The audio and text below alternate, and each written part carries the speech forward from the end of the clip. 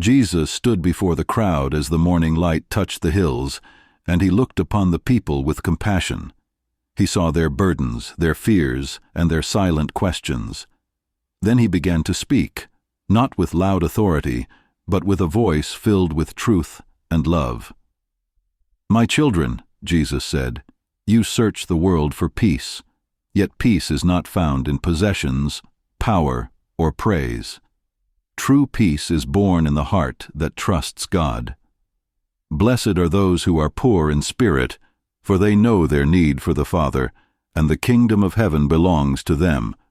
Jesus continued, teaching them that the kingdom of God is not built with stones or swords, but with humility and mercy. "Blessed are those who mourn," he said, "for they will be comforted. God does not turn away from your tears. Every tear you cry is seen by him, and he will turn sorrow into joy in his perfect time." He looked at the proud and the powerful, and spoke gently but firmly. "Blessed are the meek, for they shall inherit the earth. The world teaches you to dominate, but I teach you to serve. The greatest among you will be the one who kneels to lift others." Jesus then raised his eyes and said, "Blessed are those who hunger and thirst for righteousness, for they will be filled. Do not hunger for wealth that fades or glory that passes away. Hunger instead for truth, justice, and holiness, and God himself will satisfy your soul." As the people listened closely, Jesus spoke about mercy.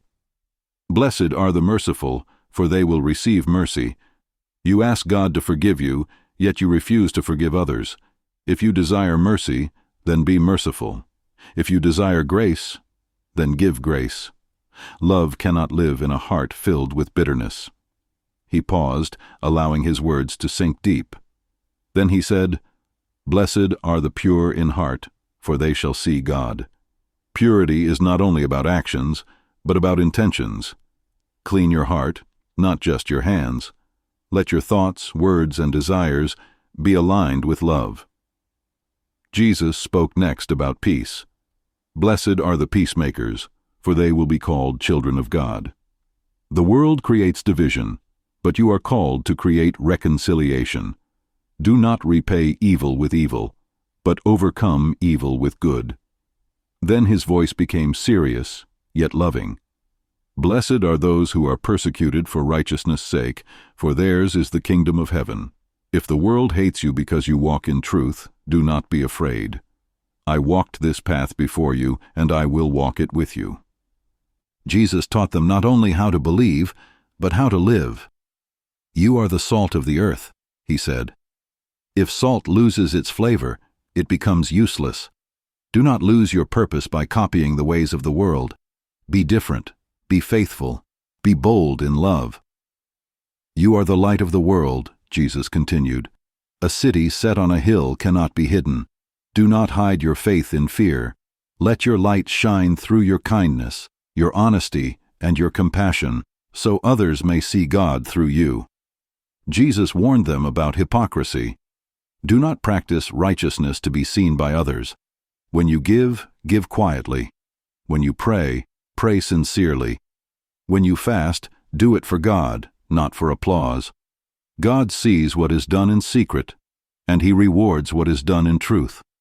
He then spoke words that pierced the heart. "Do not store up treasures on earth, where moth and rust destroy, but store up treasures in heaven. Where your treasure is, there your heart will be also. You cannot serve both God and money. Choose whom you will trust." Seeing their worries, Jesus comforted them. "Do not be anxious about your life, what you will eat, drink, or wear. Look at the birds of the air. They do not store away food, yet your Father feeds them. Look at the flowers of the field. They do not labor, yet God clothes them in beauty. If God cares for them, how much more does he care for you? Seek first the kingdom of God and his righteousness," Jesus said, "and all these things will be added to you.